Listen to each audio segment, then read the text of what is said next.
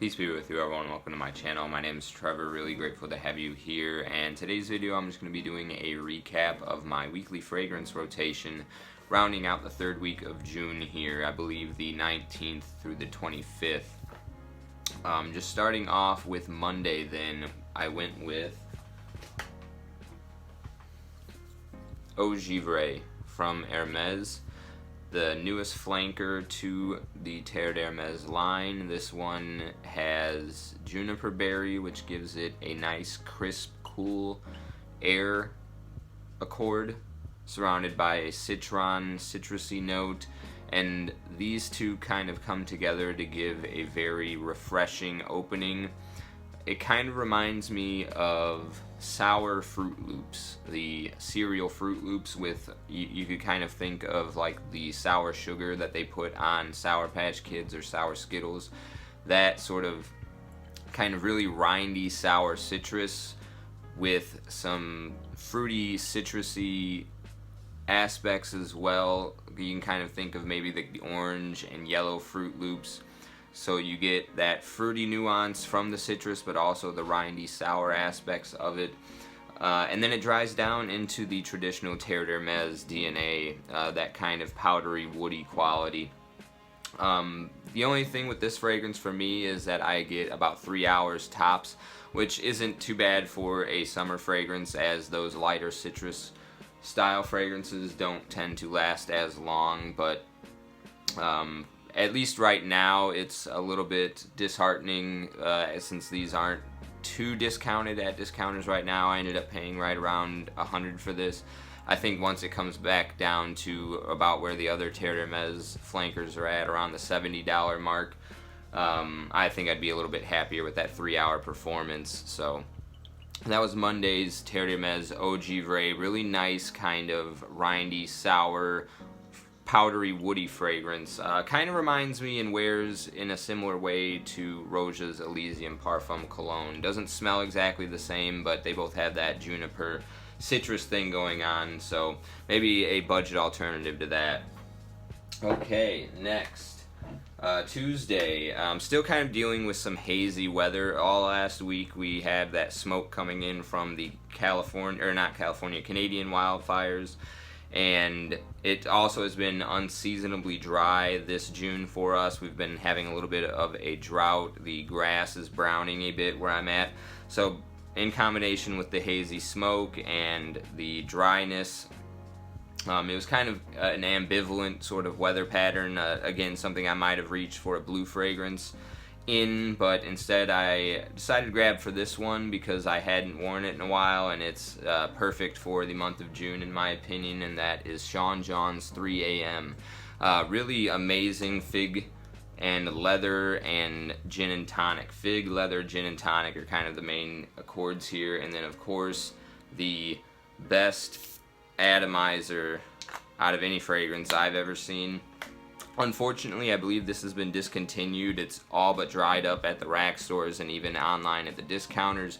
Used to be able to get this for like under $20, but it's hard to come by for under $60 at this point. At least that's what my hunting has done. But yeah, oh, just beautiful, beautiful.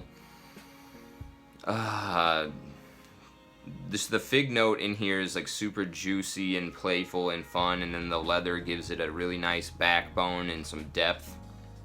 And then that gin and tonic makes it really refreshing for the high heat and great for humid weather as well, even though it's been kind of dry by me. And I did get a really kind of visceral compliment from one of the servers at work on this one. They really wanted to know what it was, and when I told them the name of it, 3 a.m., they immediately keyed in on the marketing for it and said that yes, that sounds exactly like, or that smells exactly like something that you would be kind of up to no good at that hour. So that was Sean John's 3 a.m. for Tuesday.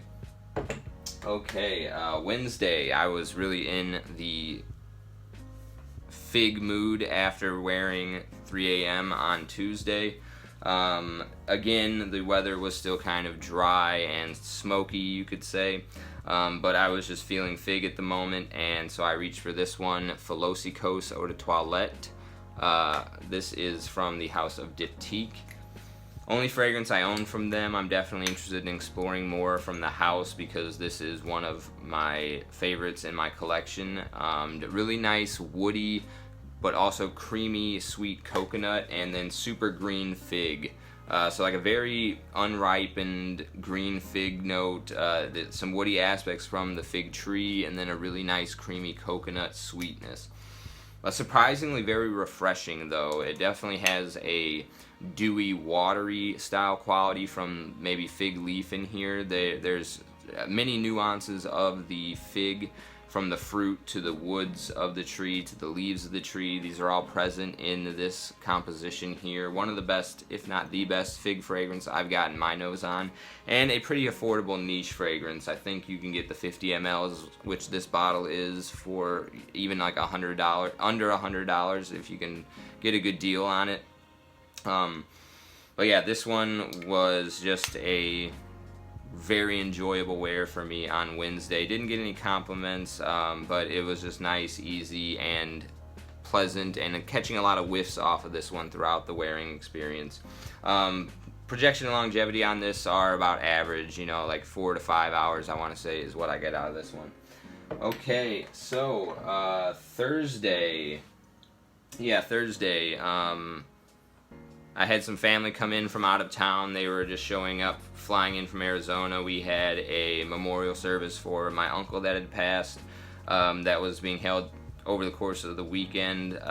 So they came in, we hung out a little bit, and had some kind of like backyard gatherings, that sort of thing. Not quite at the cookout yet, which happened over the weekend, but Thursday I was wearing this one right here, Versace Versense. It was starting to get a little bit more humid out in terms of the weather, and this is just a great fragrance for that humid environment. This is an Alberto Morillas creation. It is marketed as a women's fragrance, but I think this is perfectly unisex, and really it kind of is the female marketed counterpart to Versace Mano Fraiche. This has that same DNA, but it, I feel, is a little bit more nuanced and has some more depth and complexity. It has an olive tree note in here that gives it this sort of unique, fresh yet oily kind of undertone to it, as well as some green and floral nuances alongside of that very nice, sparkly, musky, citrusy vibe that you get out of like Star Walker and Mano Fresh. This is my favorite out of those three in that sort of vein.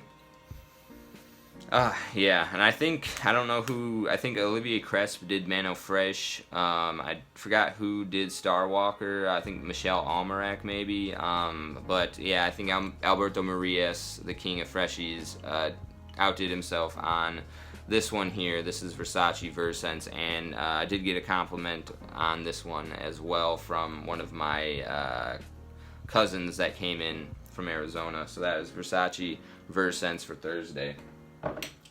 Okay, Friday, like I said, it was starting, the humidity was building. We didn't quite get the storm yet until later Friday night, and it rained into the evening, and then we didn't get any more rain again until I think Sunday. But with the humidity building, I reached for this one right here, Gentle Fluidity Silver, for Friday.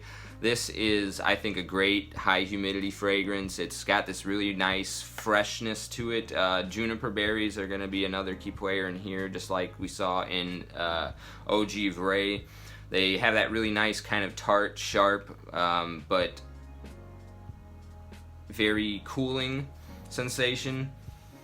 And then the rest of this composition, you have some really nice bright musks. It has a really nice kind of clean laundry vibe. So it's just like this very piercing clean laundry. It's not quite metallic, but there's just something about this that has this very sharp, clean gin kind of vibe to it over the top of some fresh laundry. So it's sort of like gin, but not gin and tonic. So you get that kind of very clean, astringent, sterile, disinfectant quality that alcohol has, like pure high quality alcohol, but not quite like the fizzy aspects that the tonic water would have brought to a gin and tonic. That's sort of like what the juniper berry does for me off of my skin in this one. And then the way that this is composed, it has this certain syrupy texture to it as well that makes it kind of build, or like it gives it the body that it needs in a sticky sort of high humidity environment. So that like syrupy texture that normally I would associate with being synthetic is done here in a way that is very natural smelling. And then so you just get that nice clean laundry with a sharp juniper berry and then a sort of syrupy gin, and it just projects and makes its presence known very well in that high humidity, which is what I was dealing with on Friday, and this was a perfect complement to the day. That was Gentle Fluidity Silver from MFK for Friday. And then Saturday we had the actual memorial service for my uncle. It was very heartwarming. The person who did the presentation and read the liturgies at the end there played on a banjo, and it was just very small town Midwestern charm going on. Some hymns from like the Civil War era were sung, and it was just a very good, welcoming, warming sort of relationship with death, I guess, presented there. I was wearing this fragrance at the memorial service. This is Byredo Bal I think it was well suited for the environment. This is kind of a soft-spoken, sweet fragrance as well. It's got that clean laundry vibe that we saw with the Gentle Fluidity Silver, but this one is very much more of a warm fragrance than a cool, sharp fragrance like the MFK was. This has this really nice, warm, kind of sun-kissed, warm hug that you get off of just like sun rays basking on you when it's not too hot out, but still warm enough to kind of make you feel comforted. And then this very nice powdery citrus over the top. Maybe not powdery, I forgot what the word I like to use for it is. But yeah, there's just like a very fine mist of citrus over the top of a very warm and inviting fresh laundry, and then a nice tropical nuance from some, I think this certain flower, like an African flower in here, gives it this kind of fruity, tropical quality. Just a very nice, pleasant, easy to wear, comforting, and inviting warm fragrance for the spring and summertime. I think it is a little overpriced, but it's slowly become one of my favorites and easiest to wear fragrances in my collection. That was Byredo Bal for Saturday. And finally, for Sunday, I was tagged in a affordable barbecue fragrance list video, and this was one that I featured on it, and it had been a while since I'd worn it. I do love, and I wanted to get some wear out of it, so I reached for it on Sunday, and that is Vetiver Rum from the House of Helan.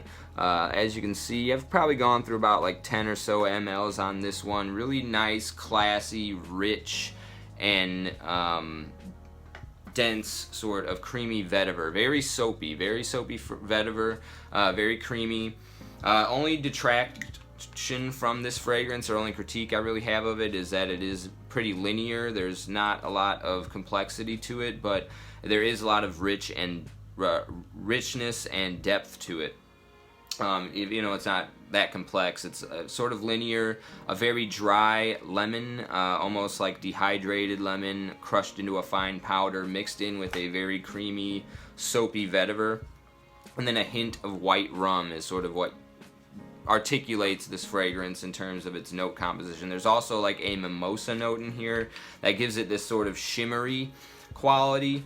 It's not quite sparkly or fizzy like you get from ginger notes at times, but yeah, just a nice shimmery, beautiful sort of brightness to it, alongside of that fun quality that the rum brings in, and then the classy, upscale, elegant vibe that the creamy vetiver rounds everything out with. So that was a great wear, and a long projection longevity, 6 to 8 hours easy with this one. So that is Helan Vetiver Rum for Sunday. As always, I really appreciate just connecting with everyone here in the fragrance hobby and the fragrance community in these videos, and I look forward to future videos as well, so take care.